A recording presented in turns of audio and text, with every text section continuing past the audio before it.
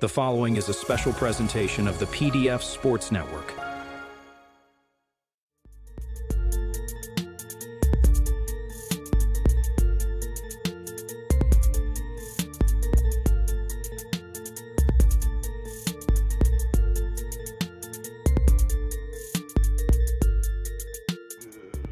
Good morning. Ducks out of there. Oh, the Ducks are out of there. Top of the morning. What's up, what's up, what's up? Yes, a lot of news yesterday. A lot of news. Oh, man, we got some things to talk about. And we are super early because I am making the turn, so to speak, for all you golfers out there. Yesterday I was in Reading, Pennsylvania at the Raptors game, which in itself is something to talk about. And this morning, I believe 2 soccer games, a softball game, and a baseball game are on the agenda. So it is a very busy day today. So let's get it started, shall we? All right. Good morning, good morning, good morning. Oh, man, look. Okay, so the first thing I'm going to do is, hey, good morning, everybody. Hey, what's up, Goya? What's up, what's up? Man, you haven't sent me any pictures or video of what the New York Patriots are doing. I definitely want to highlight that and put it in the show. What up? So, yes, this is the same shirt I was wearing yesterday, so you can imagine how it smells. What up, what up? Good thing there's not a smell feature on Facebook Live. You know the vibes. Awesome day yesterday. Big shout out to the Reading Raptors because they put on a hell of a production. Absolutely had an awesome time. I was with the Flagship Network. The guys over there do an amazing job with their broadcast. It is a A1, like, top caliber production. And I want to make sure that, I know what's going on here. Yes, I want to sure I thank those guys for having such an awesome day yesterday. It was definitely worth the trip, even though we only got a half of football in, which they're talking about in the AFL pages. It was one awesome half of football, so let's get to it, shall we? So, there we are. Bing, bing, bing, bing. Bong. Boom. All right. So, scores from yesterday. Let's talk about it really quickly. Golden Lions and the Wolfpack. That was kind of the game where we were going to figure out whether the Wolfpack could be that number 4 team that would put us at 4 big-time contenders ready to roll when it came to the Big East, or whether they're in that, in the hunt, as it just falls off the screen, right? I have such awesome technology here, right? Boom. Come on, here we go. Help me out here. There we go. Or if they'd be in the hunt group where it's going to take a little bit more work than some of the teams that are, a little bit more put together and ready to make a run and are legit contender for the championship. In the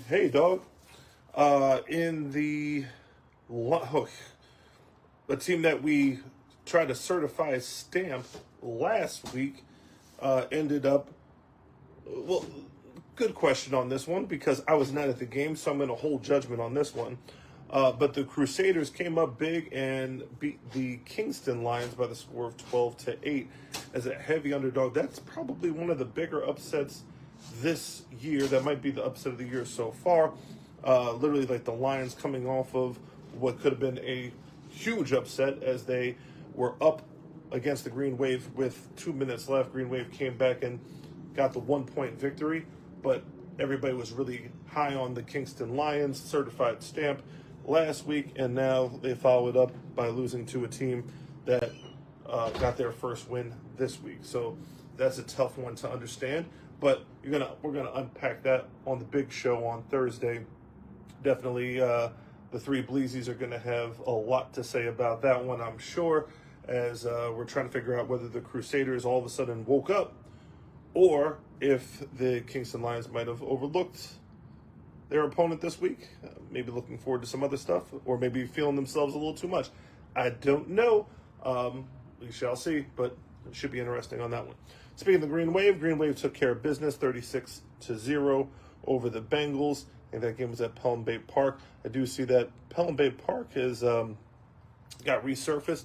About time on that one, so that's awesome for Bronx football, both for the youth and young adults. Give us another public park option, because these high school fields are getting kind of extra when it comes to getting field space and causing forfeits and issues and stuff like that. So, hey, maybe we need to go back to the roots a little bit. I'm not mad at that at all.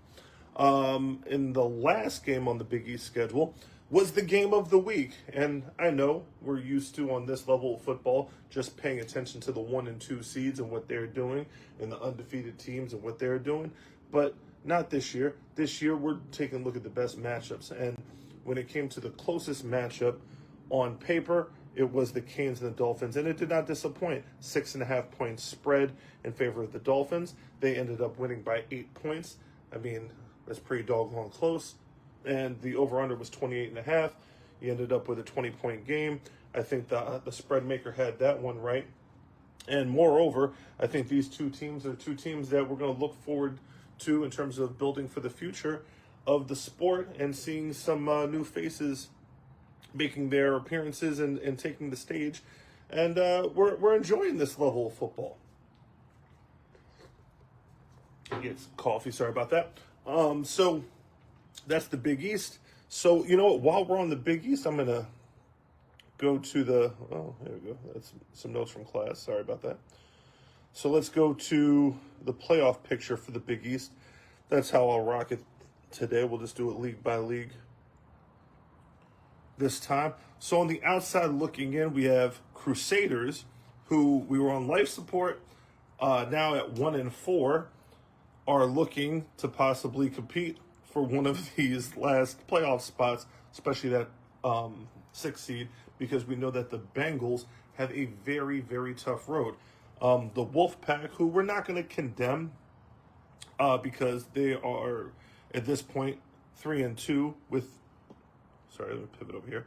The Wolfpack are 3-2 with their 2 losses. Keep in mind, coming to teams with a combined record of 12-0, being that they lost to the Wave and the Golden Lions. So, Bengals versus the Pack is going to be tough sledding for the Bengals.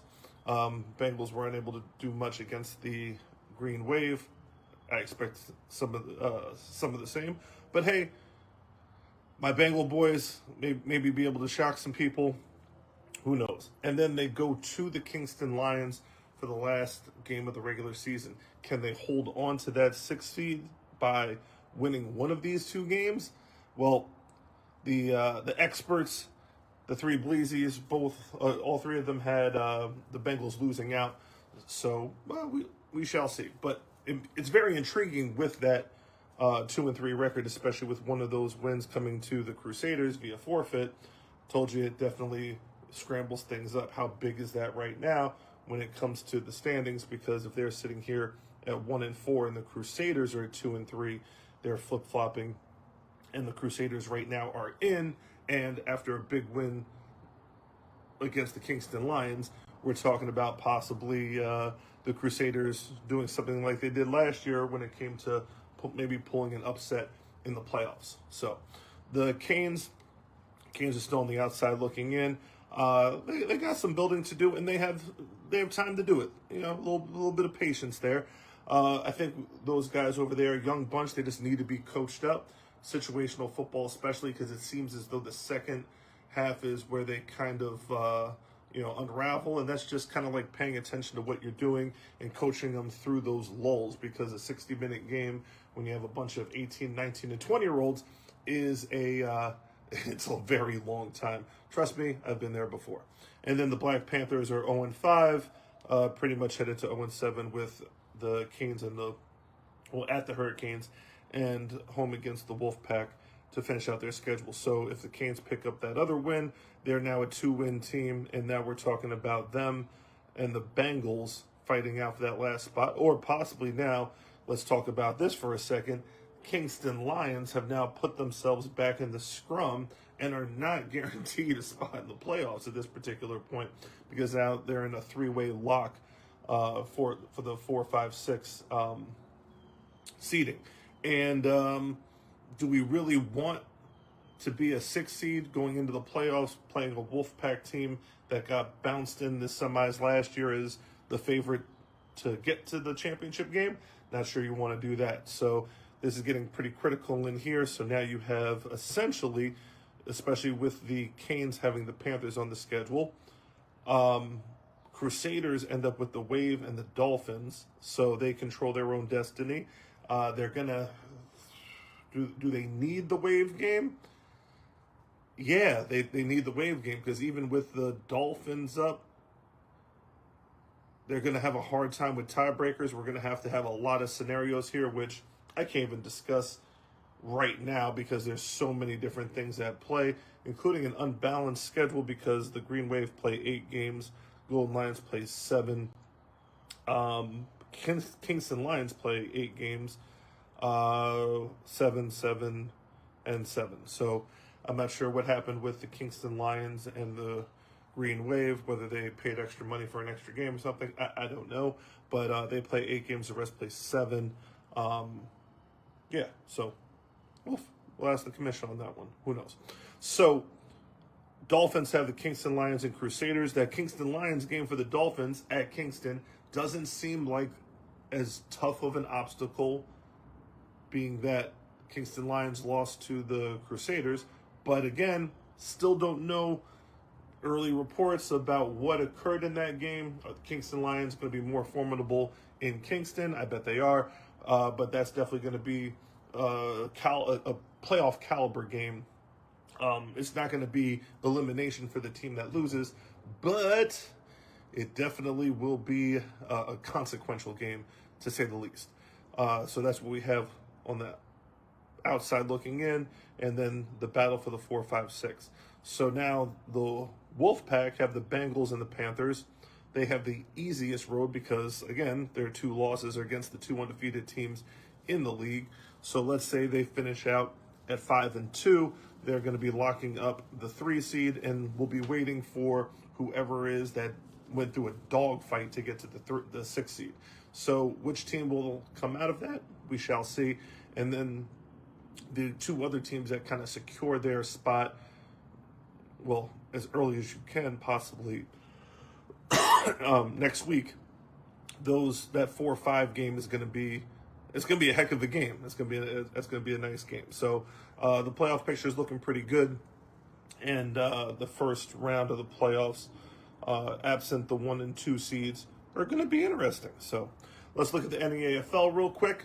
The Wolfpack took care of business against the Knights like everybody knew that they would, 40-0. Shout out to the Knights for finishing games, because there are teams that are not finishing games that we hear about from week to week. This week, the shocker was the Bullies not finishing their game. I was at that game in Reading, Pennsylvania. Raptors got out on them early. Here's the thing about that game, and let me turn the camera real quick to talk about this one with the Raptors game. The Bullies came out with 16 players. And when you have 16 players and you know you are outmatched, stop going for it on 4th down in your own end.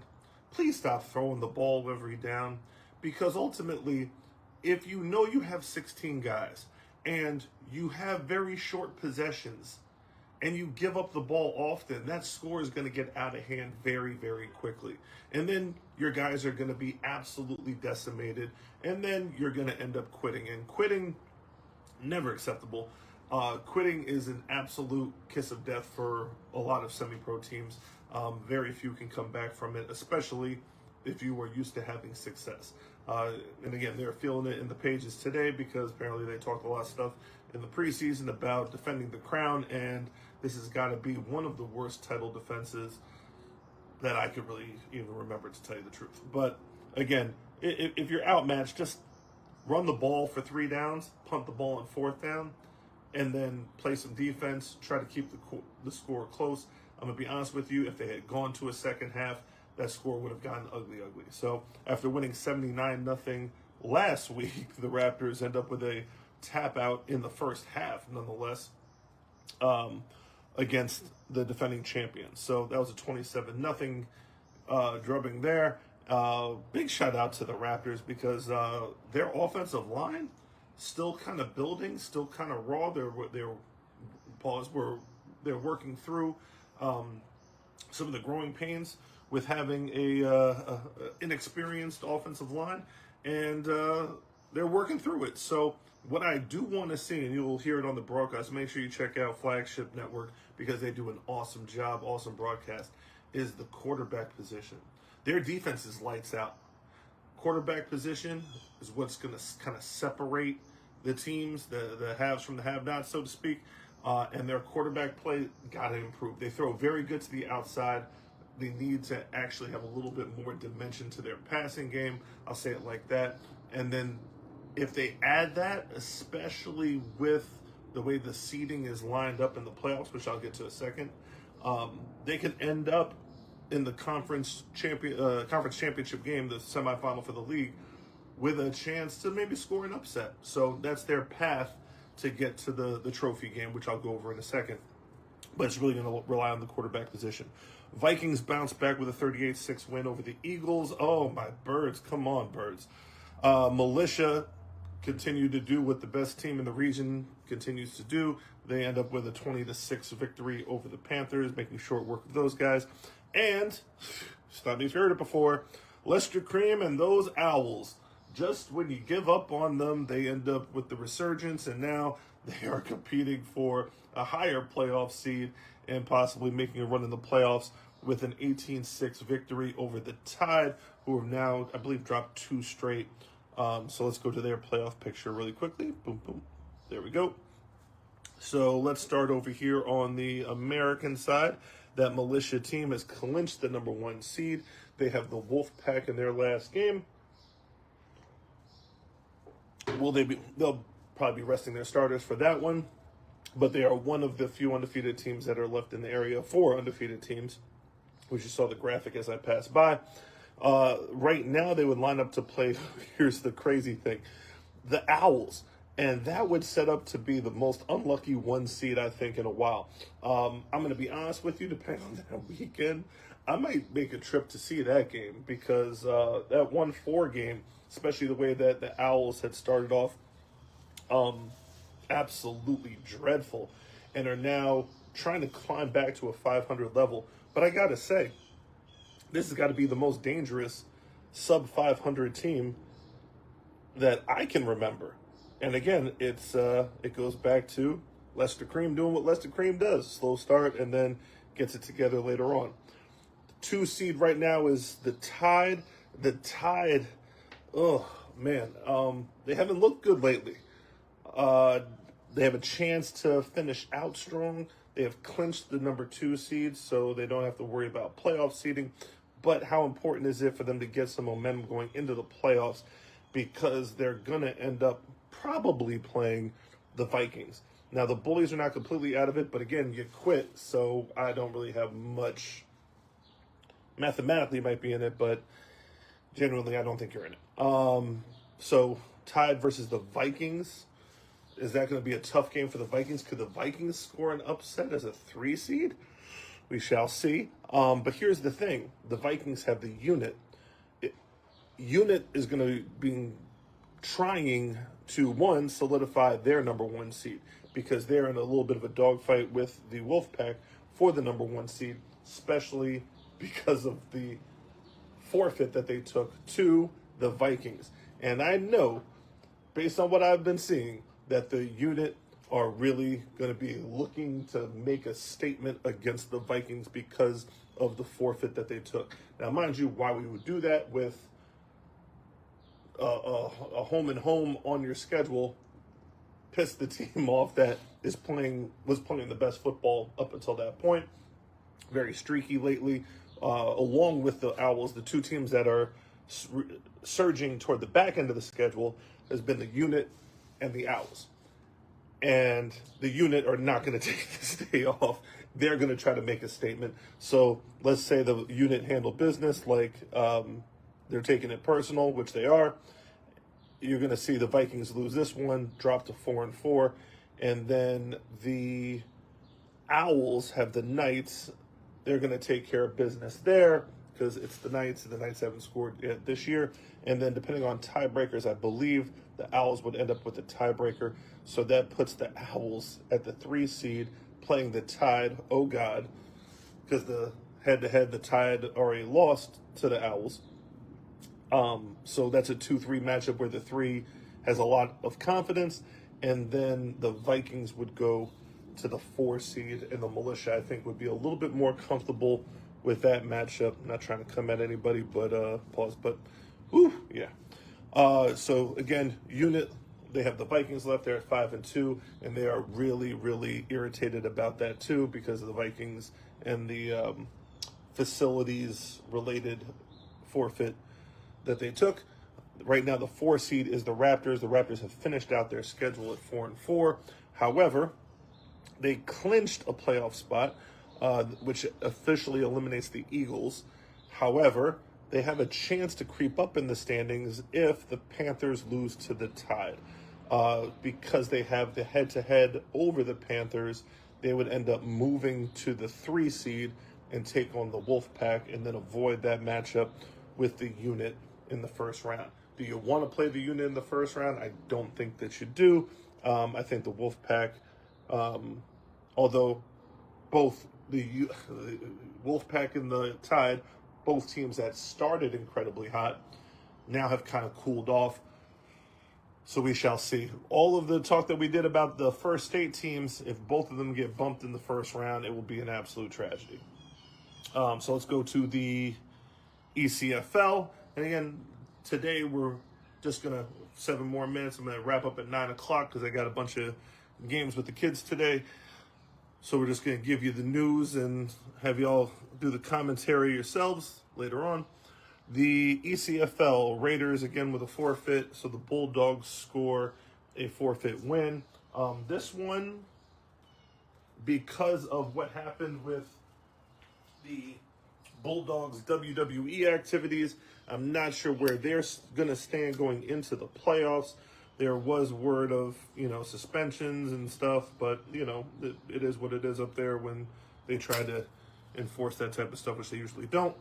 But how much momentum will the Bulldogs have going into the playoffs? And speaking of playoffs, my God, the Ducks taking a loss to the Falcons. Falcons are absolutely playing lights out football right now. They eliminate the Ducks because the Ducks lost the tiebreaker to the Bulldogs, which I'll go over in a second. So the Ducks, man, they were lightning in a bottle, and now they have finished outside of the playoffs. That's disappointing. And then in the last game, finishing out the string, the Bruins scored their first win on the field. They pick up their second win of the year. They got their forfeit win against the Raiders. So they beat the Chargers 38-0. Yeah, the spread maker on that one at 1.5. That was a little bit surprising. So let's talk about the ECFL playoff picture. 1 and 2 seeds are going to be solidified this week.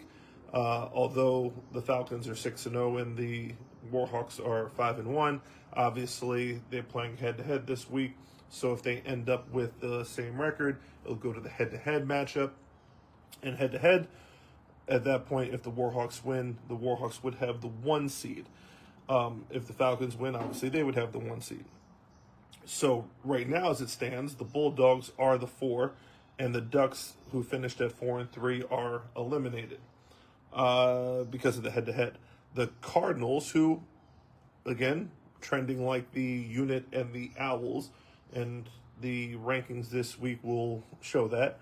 The Cardinals have 1 more game against the Chargers.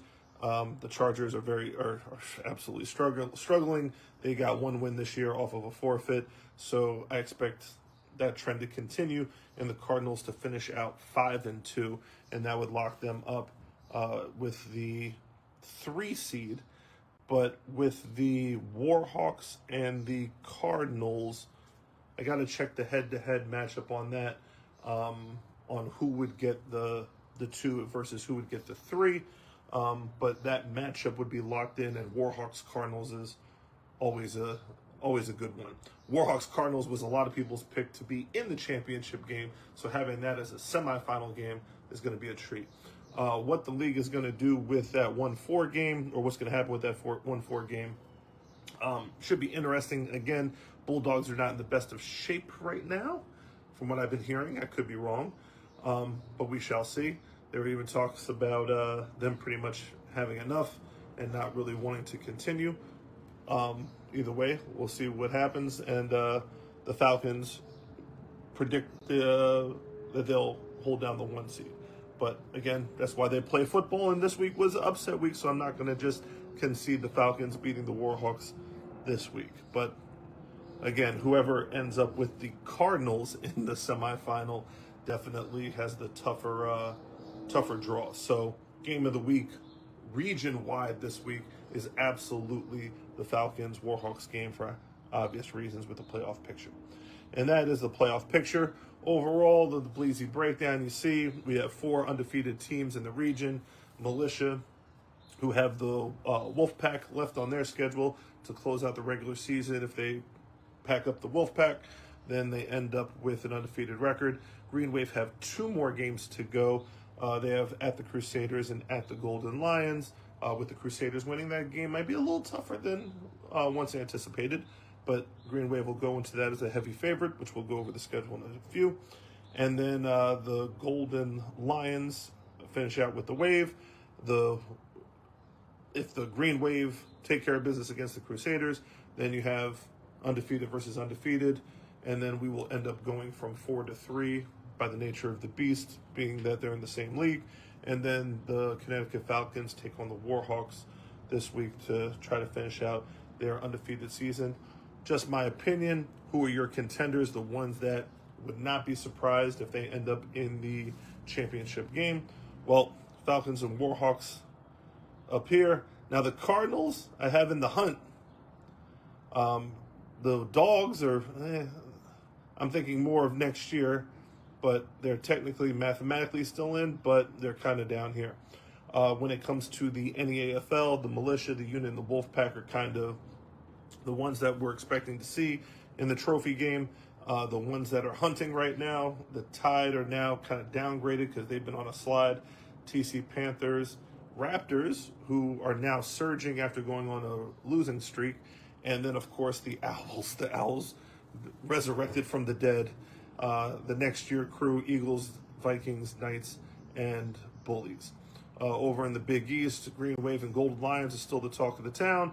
The Kingston Lions kind of knocked themselves out of the contender spot with their performance against the Crusaders. Again, I'm not going to say dreadful performance, because maybe the Crusaders just came out and just became a different again.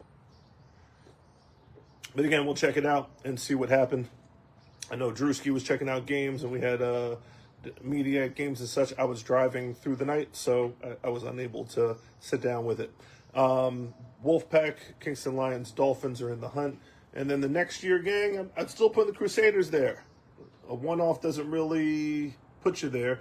Canes, I think, have some work to do based on them not being able to take care of business against the Dolphins. But again, they're a year or two away from being, one of those teams. Black Panthers and Bengals rounded out. Bengals just need a little bit more depth. Black Panthers need a lot more depth. Pretty much it is what it is. And that is it. So, scheduled this week, I do have the NEAFL spreads. Give me a second on that, although I didn't put them on the graphic yet because my resident expert had a later morning than I did. Wolfpack at the Bengals. Bengals underdog by 8.5, as you see.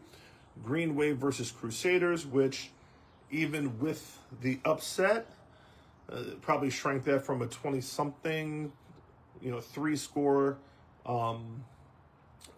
spread.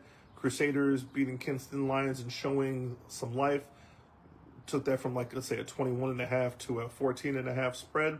Again, you might not agree, but that's the logic behind it. It's logical.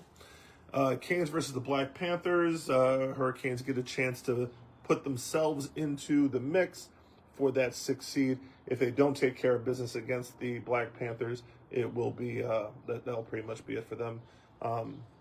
Sadly to say, but got to handle business. Dolphins and Kingston Lions. That is going to be the pretender-contender game where we will see who's going to jump into the conversation for competing really in the playoffs and not being a one and done, so to speak. Kingston Lions are now a 3.5-point underdog based on their performance. Again, the spread makers might be a little bit over exuberant on that one, but hey, Kingston Lions, will the real Kingston Lions please stand up? Down in the ECFL, got the Falcons and the Warhawks. That's the game of the week overall. Warhawks opened up as a 4.5-point underdog, even at home.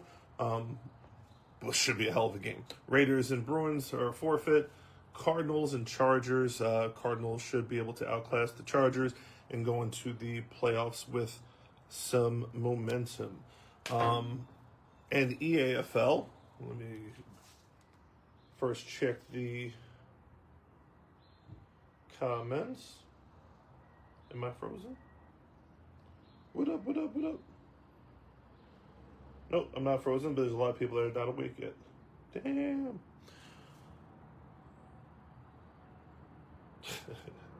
Cool. Molly just couldn't wait. Lions 3.5 dog at home. I'll take that. Cool. Yeah.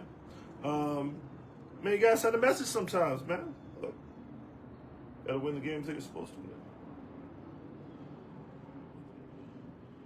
So, better yet, what I'm gonna do is, because I'm getting the look, I will post the spreads for this week for NEAFL and kind of take it from there. But the matchups,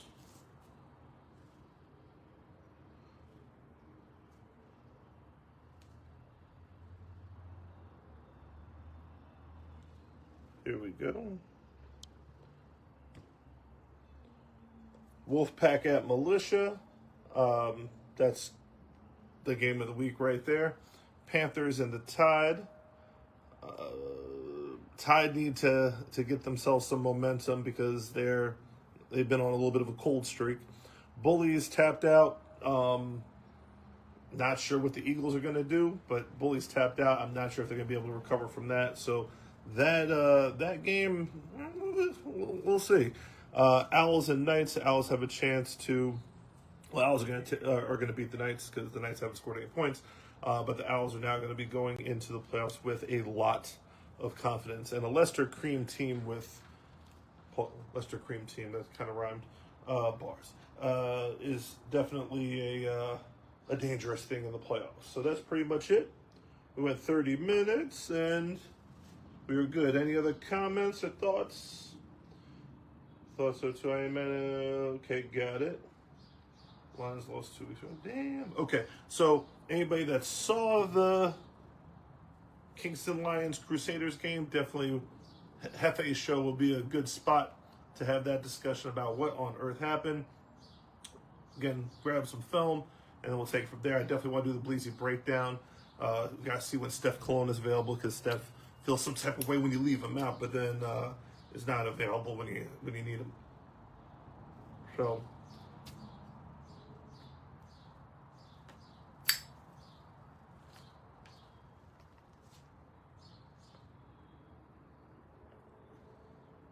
And the rest is Molly saying, damn, what happened? Unit at the Vikings also. Got it. All right, so I will add it to the graphics and take it from there. Enjoy your Sunday, everybody. Again, thank you to the Raptors organization and Flagship Network for having me. It was absolutely awesome time. Afterwards, their sponsor, Sly Fox. Apparently, Sly Fox has a chain of restaurants and places in I think I said central Pennsylvania, but whatever it is, Reading area, and very good food, very good vibes. They have a whole little 21 and older bar area with darts and all types of games and such, and they were actually put the game on one of the big screens, so we were able to see the the review of the game. Really dope experience, and I definitely applaud, again, the great organizations for making this experience for their players an absolutely awesome one. And I know they're going to be a very tough recruiting force moving forward, because I'm going to be honest with you, that drive is pretty smooth, and playing for a first-class organization definitely worth it in terms of the gas money and such. So, nonetheless, that's pretty much it from me, and yeah, this is fun. All right, have a wonderful day.